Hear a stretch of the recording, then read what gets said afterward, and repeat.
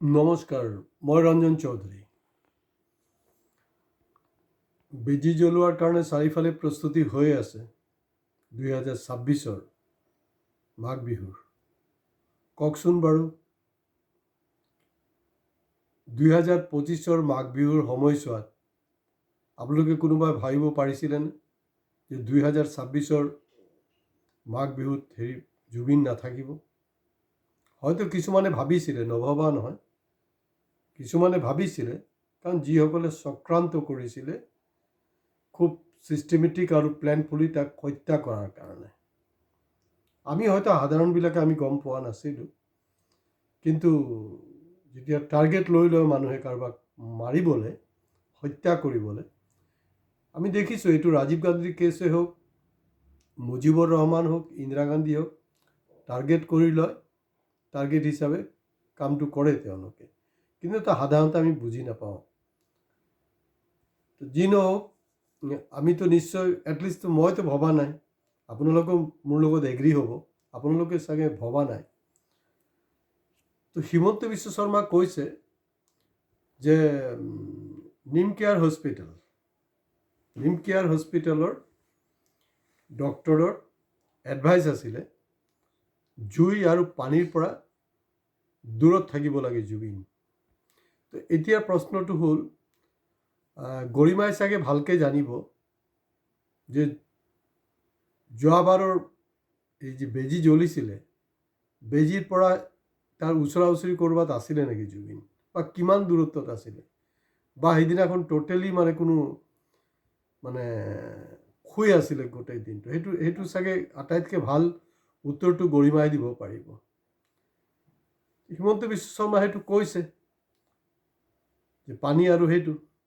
তো মূল কথাটো হ'ল হিমন্ত বিশ্ব শৰ্মা এণ্ড কোম্পানী, তো নেচাৰেলি তেওঁৰ পৰিয়াল, শ্যাম কানুৰ এণ্ড মহন্ত পৰিয়াল, গতিকে গোটেই হিচাপ ইমান পৰিয়াল কিমান কৈ থাকিব, এনেতো আপোনাৰ পৰিবাৰবাদৰ কথা কৈ থাকে, কিন্তু ইয়াতো জুবিনৰ হত্যাটো কিন্তু আপোনাৰ পৰিবাৰবাদ, এটা পাৰ্টিকুলাৰ পৰিবাৰৰ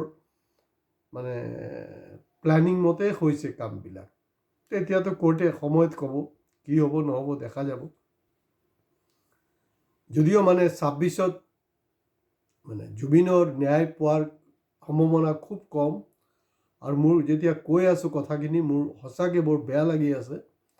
আমাৰ দেশৰ আইনী প্ৰক্ৰিয়াবিলাক এনেকুৱা, উপায় নাই আৰু। তো এতিয়া কথাটো হ'ল যে এইবাৰতো বহুতেও, কিছুমানে যেনেকৈ মই উপভোগ নকৰোঁ, মই নোৱাৰিম, কাৰণ মোৰ কিছু স্মৃতিত বেলেগ বেলেগ কথা আহি যাব। কিন্তু এই মুহূৰ্তত মই মুখ্যমন্ত্ৰী ডাঙৰীয়াক এটাই প্ৰশ্ন কৰিব বিচাৰিছোঁ যে তেখেত এই যে বেজীখন জ্বলিব, তাৰ যি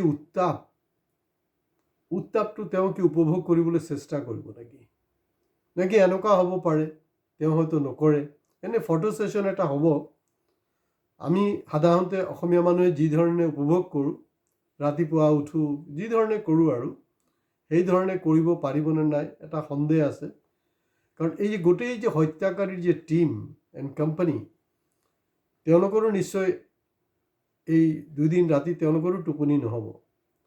কাৰণ তেওঁলোকে ভাবিব যে যেতিয়াই হেৰিৰ ওচৰলৈ যাব, বেজীৰ জুইৰ ওচৰলৈ যাব ন, হয়তো এনেকুৱা হ'ব পাৰে যে হিন্দী ফিল্মত দেখিছে নহয়, বা চাউথ ইণ্ডিয়ান ফিল্মবিলাকতো চাব, জুইৰ পৰা ওলাই আহি আছে হিৰো, বা কিবা এটা ঐশ্বৰ্য শক্তি ওলাই আহি আছে, তেনেকুৱা আমি চিন দেখিছোঁ নে নাই? হয়তো এনেকুৱা হ'ব, আমিবিলাকে হয়তো দেখা নাপাম। আমি দেখা পাম যে চিম্পলি জুইখন জ্বলিছে আৰু তাৰ যোনটো গৰম, তাৰ যি উত্তাপ, এইটো আমি উপভোগ কৰিছোঁ, ডেটছ অল, আৰু বেলেগ কোনো কথা নাই।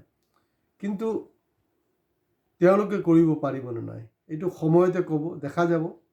কিন্তু মুখ্যমন্ত্ৰী ডাঙৰীয়া, আপোনালোকে ফটো ছেশ্যন নকৰিব। প্ৰকৃততে যদি হিম্মতটো আছে, তেতিয়াহ'লে এই জুইৰ উত্তাপটো একেবাৰে ওচৰৰ পৰা ল'বলৈ চেষ্টা কৰক। কাৰণ জুবিনৰ আতংক আপোনালোকক এতিয়াও খেদি ফুৰিছে, যিসকল গোটেই প্ৰক্ৰিয়াৰ লগত জড়িত। তো মূল কথাটো হ'ল যে আপোনালোকে সাধাৰণ অসমীয়া যি ধৰণে যাৰ যি ভাগে উপভোগ কৰিব লাগে কৰক। কাৰণ কোনো মোৰতো কথা শুনিবলৈ নাই, মই ধৰি লওক এইটো উপভোগ কৰিবলৈ নাই, কাৰণ মই এতিয়াও মানে স্বাভাৱিক হ'ব পৰা নাই গোটেই বিষয়টোৰ ওপৰত। যিসকল স্বাভাৱিক হৈছে আপোনালোকে এনজয় কৰক, তাত কোনো কথা নাই, কিন্তু কোনো ধৰণৰ মানে উশৃংখলতা মানে বিশৃংখলতা যাতে নহয়, কোনো ধৰণৰ এনেকুৱা কোনো কাম নকৰিব যোনটো অসমীয়া সাংস্কৃতিক পৰম্পৰাৰ, এই মাঘ বিহুৰ যি পৰম্পৰা তাৰ পৰম্পৰা উলংঘন নকৰিব, উদ্ভণ্ডালি নকৰিব। আহক আমি চাওঁ যে এই বেজী জ্বলাৰ পিছত আমাৰ মুখ্যমন্ত্ৰী ডাঙৰীয়া কি উত্তৰ দিয়ে, বা যিসকল ভক্তসকল আছে তেওঁলোকে কি কয় সেইটো বিষয়ত, সেইটো আমি জানিব বিচাৰিম। কাৰণ আমি একতৰফা নহয়, প্ৰতিজন মানুহৰ ৰাইটছ আছে, তেওঁ গৈ মাঘ বিহু মানে হেৰিখন বেজীখন জ্বলাব, এইটো উপভোগ কৰিব, চব ঠিক আছে, কিন্তু এনেকুৱাতো নহয় যে তেওঁলোক মানে জুবিন তাৰ পৰা ওলাই আহি আছে তেনেকুৱা এটা দৃশ্য দেখিব। আৰু যদি সব কথাই জানিছিলে তেতিয়াহ'লে এতিয়া বিদেশ ৰাজ্যমন্ত্ৰীজন পবিত্ৰ মাৰ্ঘেৰিটাজনতো তেওঁৰ এক্স মেনেজাৰ হয়। মুখ্যমন্ত্ৰী জানিছিলে, নিম কেয়াৰ জানিছিলে মানে নাৰায়ণন যি প্ৰাগ নিউজৰ যি সত্ৰাধিকাৰ, তো গোটেই ছিষ্টেমটোৱে জানে, জনা সত্ত্বেও তেওঁক সমুদ্ৰ তীৰত পানীৰ ওচৰলৈ কিয় যাবলৈ দিলে, সেইটো এই মুহূৰ্তত এটা লাখটকীয়া প্ৰশ্ন। তো আমি চাওঁ যে বেজীৰ জুইখন আমাৰ কেইজন মানে এই পৰিয়ালৰ মানুহ, মানে আমাৰ অসমীয়া পৰিয়াল নহয়, এই যোনটো পৰিয়াল এই গোটেই ঘটনাটোৰ লগত তেওঁলোকৰ নামটো আঙুৰ খাই আছে, কোনে কিমান উপভোগ কৰে, কি কৰে নকৰে, এইটো আমি চাব লাগিব। সময়ৰ অপেক্ষায় আজি ইয়াতে শেষ কৰিছোঁ। নমস্কাৰ। কিন্তু আপোনালোকে আমাৰ এই ভিডিঅ' শ্বেয়াৰ কৰা, লাইক কৰা, কমেণ্টছ কৰাৰ লগতে ছাবস্ক্ৰাইব কৰিবলৈ প্লিজ আপোনালোকে নাপাহৰিব।